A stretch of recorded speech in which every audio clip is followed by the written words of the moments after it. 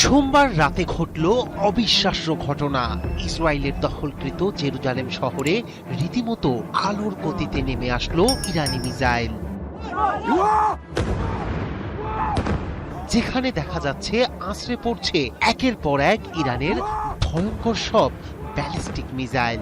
মিসাইলের আঘাতে চূর্ণ বিচূর্ণ হয়েছে জেরুজালেমের রাস্তা, সৃষ্টি হয়েছে বিশাল গর্ত, ধোঁয়া আর ধ্বংসস্তূপে ঢেকে গেছে পূর্ব জেরুজালেমের আকাশ।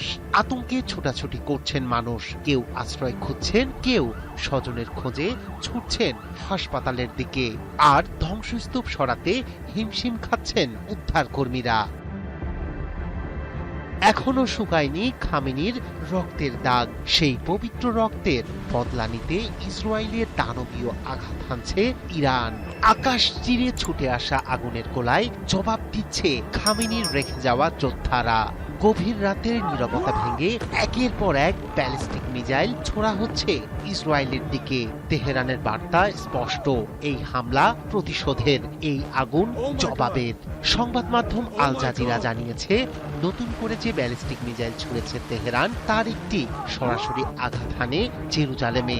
হামলার আগে পূর্ব জেরুজালেম জুড়ে বেজে ওঠে সতর্কতামূলক সাইরেন। কয়েক মিনিটের মধ্যেই বিকট বিস্ফোরণে কেঁপে ওঠে পুরো এলাকা। 1967 সালের 6 দিনের আরব যুদ্ধের পর জেরুজালেম দখল করে নেয় ইসরায়েল। ফিলিস্তিনিদের কাছে শহরটি ঐতিহাসিক ও ধর্মীয়ভাবে গুরুত্বপূর্ণ। এখানে অবস্থিত ইসলামের প্রথম কিবলা পবিত্র আল আকসা মসজিদ। তবে হামলা শুধু জেরুজালেমেই সীমাবদ্ধ নয়। পুরো ইসরায়েলকে লক্ষ্য করে 1 ঘন্টার মধ্যে অন্তত 3 দফা মিসাইল ছোড়ে ইরান। দেশ জুড়ে বেজে ওঠে সাইরেন। দক্ষিণাঞ্চল সহ বিভিন্ন এলাকায় মানুষ ছুটে যান বাংকারে। টাইমস অব ইসরায়েল জানায়, স্থানীয় সময় রোববার রাতে নতুন করে মিসাইল নিক্ষেপ করা হয়। অসমর্থিত সূত্রে জানা গেছে, সরাসরি তেল আবিবের বুকে আঘাত এনেছে একটি মিসাইল। তবে সব মিসাইল ভূপাতিত করা গেছে কিনা তা নিশ্চিত নয়। সবচেয়ে বেশি ক্ষয়ক্ষতির খবর এসেছে বেইত শেমেশ থেকে।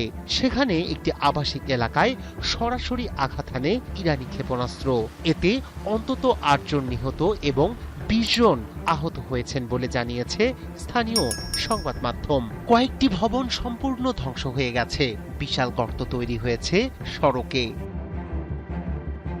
ধ্বংসস্তূপে আটকে পড়াদের উদ্ধারে কাজ করছে জরুরি সেবা বিভাগ।